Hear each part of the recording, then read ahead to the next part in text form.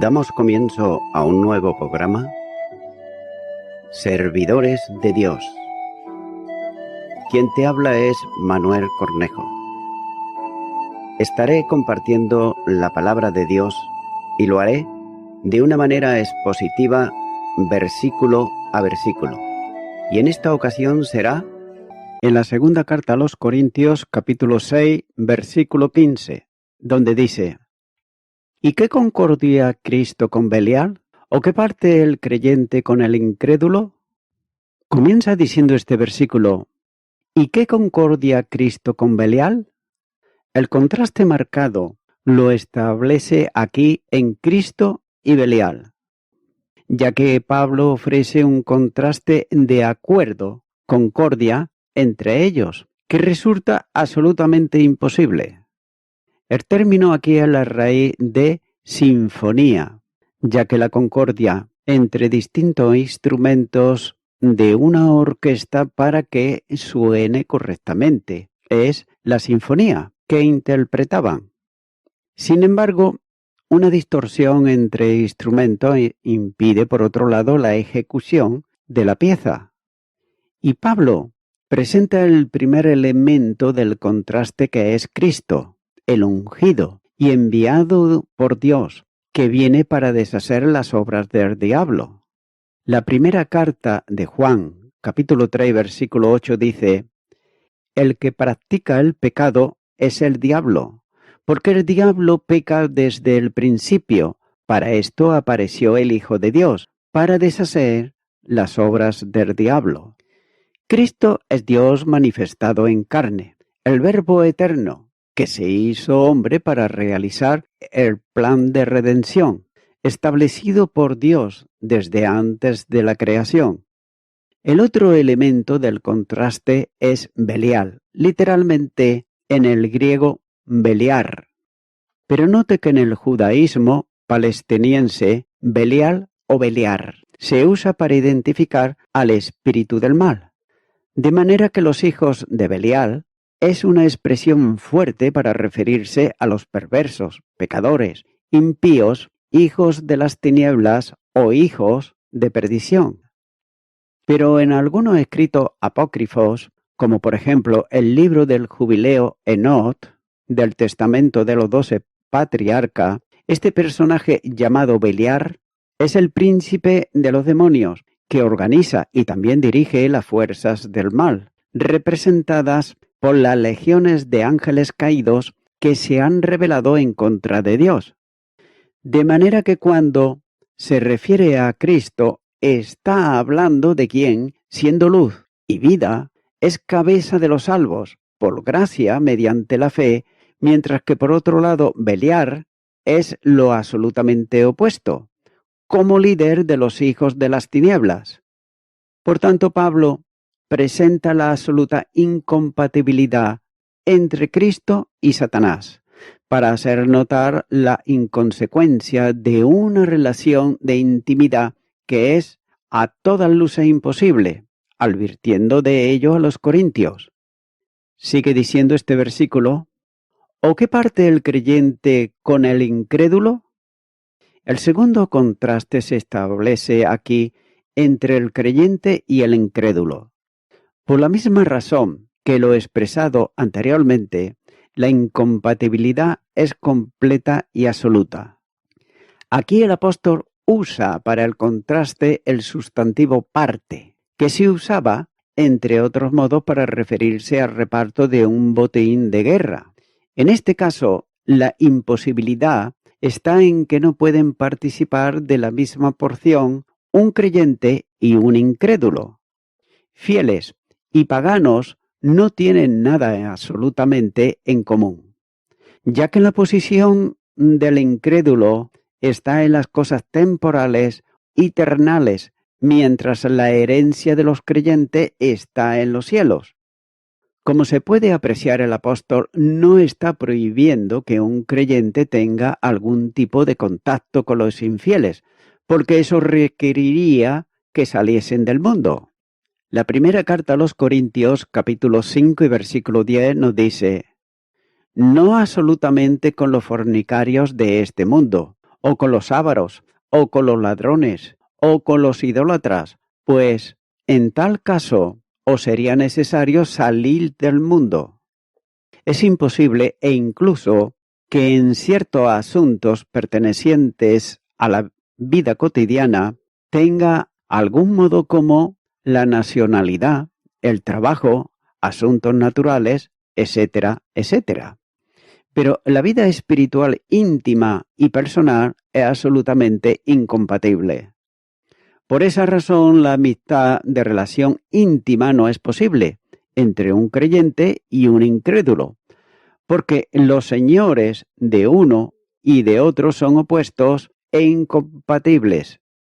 De este modo, la exhortación del apóstol está dirigida a que los creyentes no participen en el estilo de vida propio de los incrédulos, ya que el creyente, por su condición de hijo de Dios, por ser miembro de su familia, por la relación de vida nueva en Cristo, no puede participar del mismo sistema y desear las mismas cosas que los que son seguidores de la condición maligna de Satanás. Los hijos de Dios nada tienen que ver con los incrédulos. Para estos, las riquezas y los tesoros son temporales. Para los primeros, son celestiales y perpetuos. Continúa ahora con el versículo 16, donde dice: ¿Y qué acuerdo hay entre el templo de Dios y los ídolos? Porque vosotros sois el templo del Dios viviente. Como Dios dijo: habitaré y andaré entre ellos y seré su Dios y ellos serán mi pueblo. Comienza diciendo este versículo: ¿y qué acuerdo hay entre el templo de Dios y los ídolos? Como todas las preguntas retóricas exigen del lector una respuesta.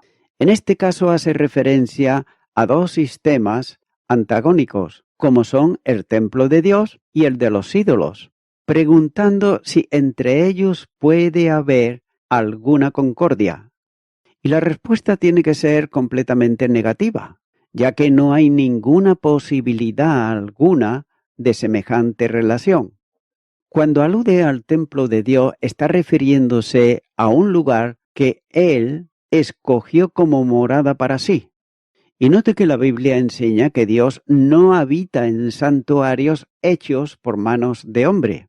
El primer libro de Reyes, capítulo 8 y versículo 27 dice: pero, ¿es verdad que Dios morará sobre la tierra? He aquí que los cielos de los cielos, no te pueden contener, cuanto menos esta casa que yo he edificado. Dios no puede estar en concordia con templos de ídolos que son falsos dioses. Sigue diciendo este versículo: porque vosotros sois el templo de Dios viviente.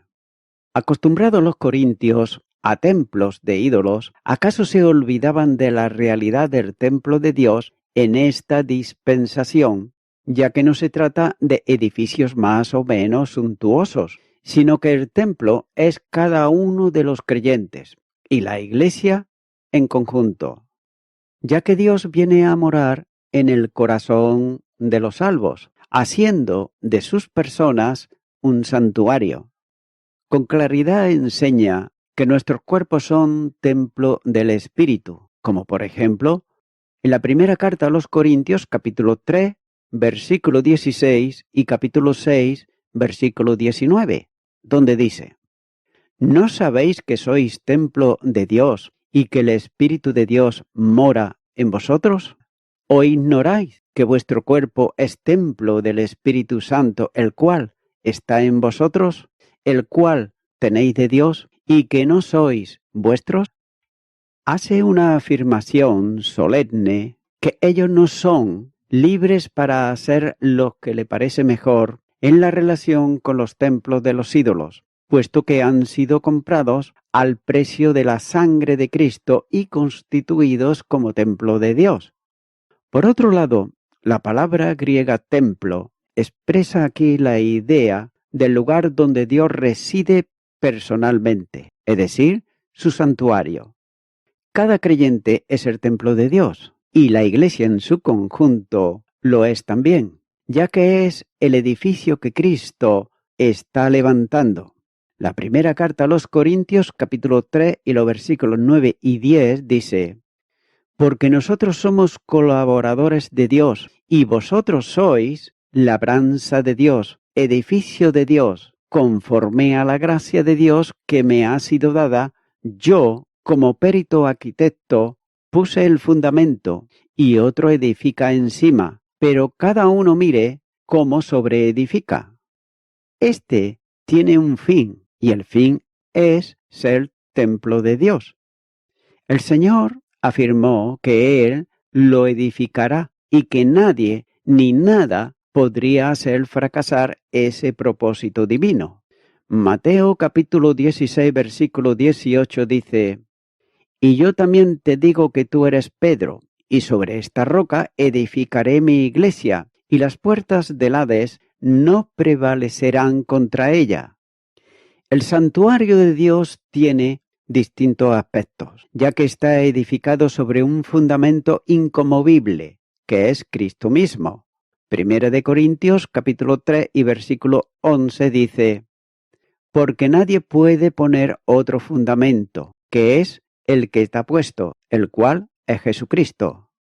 Las piedras con que se está edificando son cada uno de los creyentes, a quienes se les llama piedras vivas, a causa de estar en contacto vital con la roca fundamental que tiene vida en sí misma y comunica esta vida a cada uno que es puesto en él.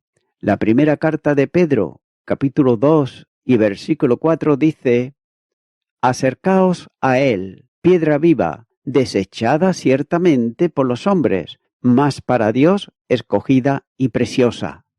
Cristo tiene vida en sí mismo y da vida a todo aquel que cree. El Evangelio de Juan, capítulo 3, versículo 36, dice: el que cree en el Hijo tiene vida eterna, pero el que rehúsa creer en el Hijo no verá la vida, sino que la ira de Dios está sobre él. Cada piedra está unida a las demás, y lo está para formar la unidad total del santuario de Dios, mediante la acción del Espíritu que produce y mantiene esa unidad. Efesios capítulo 4 y versículo 3 nos dice: solícitos en guardar la unidad del Espíritu en el vínculo de la paz. Los creyentes han sido comprados por precio para venir a este estado santo, formando íntegramente parte del santuario de Dios. La primera carta de Pedro, capítulo 1, y los versículos 18 al 20 nos dice: sabiendo que fuisteis rescatados de vuestra vana manera de vivir, la cual recibisteis de vuestros padres, no con cosas corruptibles, como oro o plata, sino con la sangre preciosa de Cristo, como de un cordero sin mancha y sin contaminación, ya destinado desde antes de la fundación del mundo, pero manifestado en los postreros tiempos por amor de vosotros. Cada creyente, sin condición alguna, ha sido separado para Dios desde el estado anterior de esclavitud espiritual. Nos ha librado de la potestad de las tinieblas y trasladado al reino de su amado Hijo. Colosenses capítulo 1 y versículo 13. Por tanto, recibiendo libertad para que puedan servir a Dios sin condicionante y trabajar conforme a lo que les sea asignado por el Espíritu de Dios. Romanos capítulo 6 versículo 18 nos dice: y libertados del pecado, vinisteis a ser siervos de la justicia. La edificación del santuario de Dios está coordinada por una cabeza divina que es Cristo, y sometió todas las cosas bajo sus pies, y lo dio por cabeza sobre todas las cosas a la Iglesia, la cual es su cuerpo, la plenitud de aquel que todo lo llena en todo. Efesios capítulo 1 y los versículos 22 y 23. De manera que este santuario, edificio de Dios, no es propiedad de los hombres, sino de Dios. Mateo capítulo 16, versículo 18 nos dice: Y yo también te digo que tú eres Pedro, y sobre esta roca edificaré mi iglesia, y las puertas del Hades no prevalecerán contra ella. Lo que confiere una posición sobrecogedora a la iglesia en la presencia de Dios en ella. El Espíritu Santo tomó posesión del templo de Dios, que es la iglesia, y lo hizo en Pentecostés, llenándola de gloria.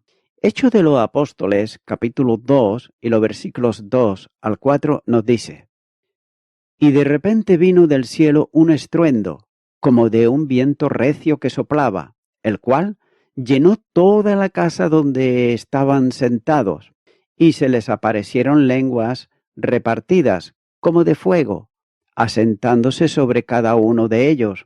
Y fueron todos llenos del Espíritu Santo y comenzaron a hablar en otras lenguas, según el Espíritu les daba que hablasen. Como ocurrió en la antigua dispensación con la construcción del tabernáculo, vemos aquí que una vez levantado conforme al modelo divino y puesto todo en orden según el programa dado a Moisés, la gloria de Dios llenó la casa de manera que nadie podía entrar en ella por esta razón, como así nos enseña en Éxodo capítulo 40 y los versículos 34 al 38. Y un suceso semejante ocurrió con la dedicación del santuario que Salomón edificó en Jerusalén, en el que la gloria de Dios llenó la casa y los sacerdotes no podían entrar a causa de la gloria de esa presencia de Dios en ella. El segundo libro de Crónicas, capítulo 7, y los versículos 1 y 2 dice: Cuando Salomón acabó de orar, descendió fuego de los cielos y consumió el holocausto y las víctimas, y la gloria de Jehová llenó la casa. Y no podían entrar los sacerdotes en la casa de Jehová, porque la gloria de Jehová había llenado la casa de Jehová. Note que no hay santuario de Dios sin la presencia suya en él. Así tampoco podía haber iglesia como templo de Dios sin la presencia del Espíritu en ella, como ocurrió con el descenso en Pentecostés, conforme a la promesa del Señor. La presencia del Espíritu en la iglesia se manifiesta en un local, como era la congregación en Corinto, y es llamada universal. Note que la iglesia local es la manifestación de la única iglesia de Cristo en el tiempo y en un lugar. Note que la iglesia local es la manifestación de la única iglesia de Cristo en el tiempo y en un lugar. La presencia residente del Espíritu garantiza también la presencia de las otras dos personas divinas en el santuario. Cristo mismo prometió su presencia con los creyentes. En el Evangelio de Mateo, capítulo 28 y versículo 20, nos dice: enseñándoles que guarden todas las cosas que os he mandado. Y aquí, yo estoy con vosotros todos los días hasta el fin del mundo. Amén. Residiendo además, implantado por la generación. Colosenses capítulo 1 y versículo 27, la segunda parte dice que es Cristo en vosotros la esperanza de gloria. De igual modo está también la presencia del Padre, como señala el Evangelio de Juan capítulo 14 y versículo 23. El resumen de esta enseñanza en las palabras del apóstol es: edificado sobre el fundamento de los apóstoles y profetas, siendo la principal piedra de ángulo Jesucristo mismo, en quien todo el edificio, bien coordinado, va creciendo para ser un templo santo en el Señor, a quien vosotros también sois juntamente edificados para morada de Dios en el Espíritu. Efesios capítulo 2 y los versículos 20 al 22. Es preciso notar la idea de unidad en el santuario, ya que el edificio es algo que crece, coordinadamente y en el que todos los creyentes son edificados juntamente para morada de Dios en espíritu. No hay posibilidad de una edificación fragmentada, y note que los corintios se comportaban de una manera reprobable, tanto en su comportamiento moral como en su comportamiento de unidad espiritual. Ellos debían también de recordar lo que le había sido enseñado, que son uno en Cristo y que en esa unidad no caben las divisiones que se estaban produciendo en la iglesia. La ausencia de imágenes entre los lugares de reunión de los cristianos y los templos de los ídolos era otra manifestación clara de incompatibilidad entre ambos, ya que los creyentes tenían que tener claro que ya no debían de participar en ningún ritual propio de un templo de ídolos, porque los sacrificios para Dios en su santuario, que es la iglesia, consiste en la entrega personal de cada creyente en sacrificio vivo. Romanos capítulo 12, versículo 1 dice: Así que, hermanos, os ruego, por las misericordias de Dios, que presentéis vuestros cuerpos en sacrificio vivo, santo, agradable a Dios, que es vuestro culto racional. Por el contrario, los sacrificios que los paganos ofrecían a los ídolos eran sacrificios ofrecidos a los demonios. La primera carta a los Corintios, capítulo 10 y versículo 20 dice: Antes digo que lo que los gentiles sacrifican a los demonios, lo sacrifican y no a Dios, y no quiero que vosotros hagáis partícipes con los demonios. De manera que participar, estar presente en los cultos idolátricos, era una forma de ser partícipes de los demonios. Ahora bien, cuando un creyente adopta la forma de vida de los incrédulos, es lo mismo que introducir ídolos en el santuario de Dios. Note que es necesario observar que el calificativo que Pablo da a Dios es el Dios que vive, traducido habitualmente sustantivando el participio para decir el Dios viviente. Una advertencia bíblica solemne es lo horrible que supone caer en manos del Dios vivo. Hebreos capítulo 10 versículo 31 dice: Horrenda cosa es caer en manos del Dios vivo. Continúa diciendo este versículo: Como Dios dijo, habitaré y andaré entre ellos, y seré su Dios, y ellos serán mi pueblo. El apóstol esfuerza las demandas mediante una referencia a la Escritura que, como en muchas ocasiones, es una combinación de textos tomados de la profecía. Estos se adaptan para sustentar el pensamiento de Pablo, pero no usa la Escritura para que apoye ideas personales no concordantes con ella, ya que acaba de recordarles que los creyentes somos templo de Dios, confirmando esta verdad con la cita bíblica del Pentateuco, donde promete habitar con su pueblo, refiriéndose a esa presencia al santuario que sería levantado en el desierto, es decir, el tabernáculo, como así nos enseña en Éxodo capítulo 25, versículo 8, capítulo 29, versículo 45. Pero aquí la preposición puede traducirse por entre. Cabe apreciar también la posibilidad de hacerlo en una de las formas más comunes, que significa en, ya que estas dos formas distintas de entender la relación de Dios con su pueblo. En la antigua dispensación moraba entre ellos y del mismo modo caminaba entre ellos, lo que puntualiza la presencia de Dios con su pueblo, estando al lado de ellos y acompañándoles en el camino, pero trasladaba la figura a la realidad presente. Dios no está entre los creyentes, sino que está en ellos.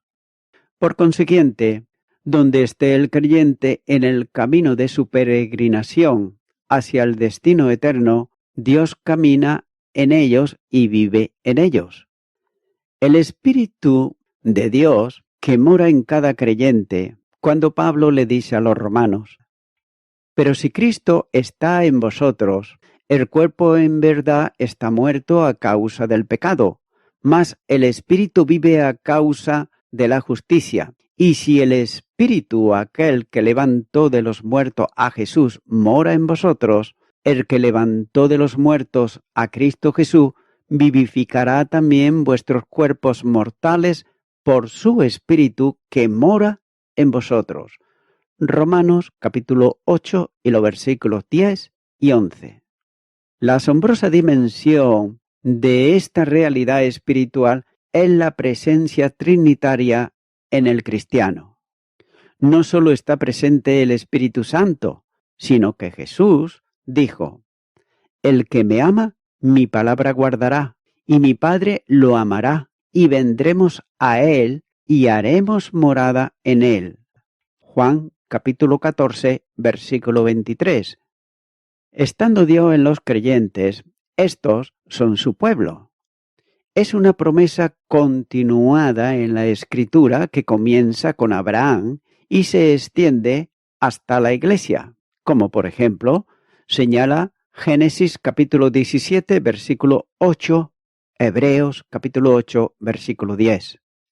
Esta bendición excede a cualquier dimensión que hubiera podido elaborar el pensamiento humano, ya que el único Dios que lo es de cada creyente hace suyos como pueblo a quienes no solo fueron comprados para él a precio de la sangre redentora de Jesucristo, sino que por presencia de Dios en el santuario en que lo ha convertido, son por necesidad de relación su pueblo, exclusiva y excluyentemente. Y voy concluyendo con esto. Nótese que los ídolos no tienen nada que ver con el santuario de Dios. Siendo así, naturalmente aquí ídolo se está refiriendo no solo a imágenes talladas, sino todo aquello que se interpone entre el alma del ser humano y Cristo.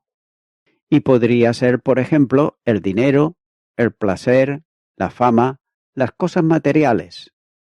Amigo y amiga oyente, la palabra de Dios nos dice en la segunda carta a los Corintios, capítulo 11, versículo 14, y no es maravilla, porque el mismo Satanás se disfraza como ángel de luz.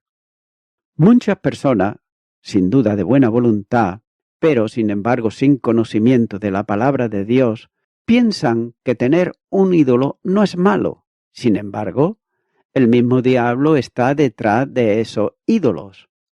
Y entonces cabe hacerse una pregunta y es la siguiente: ¿y para qué lo hace? Pues precisamente lo hace en primer lugar para confundir a las personas y también para que confíen más en los ídolos que no en el Dios verdadero, es decir, en el Dios de su palabra, que es la Biblia. Por ello, mi amigo y mi amiga oyente, si hasta ahora has confiado en los ídolos, que no tiene que ser necesariamente una talla de madera, de hierro, de plata, sino que pueden ser otras muchas cosas, como acabo de decir, puede ser el dinero, puede ser los vicios, etc. Y realmente quieres salir de ello porque eso naturalmente no te acerca a Dios, sino todo lo contrario, que te aleja de Dios. De manera que yo te invito ahora a que tú puedas hacer una oración de fe y la hagas arrepintiéndote de lo que has hecho al Señor. Repite conmigo y di ahí a donde estás y di: Señor Jesús, hasta ahora he tenido ídolos. Tú lo sabes muy bien igual que yo, porque tú eres Dios. Pero en este momento yo me arrepiento de todos mis pecados y de haber hecho esto también. Te abro mi corazón y te recibo a ti, Señor Jesucristo, como mi único Salvador. En tu nombre. Amén.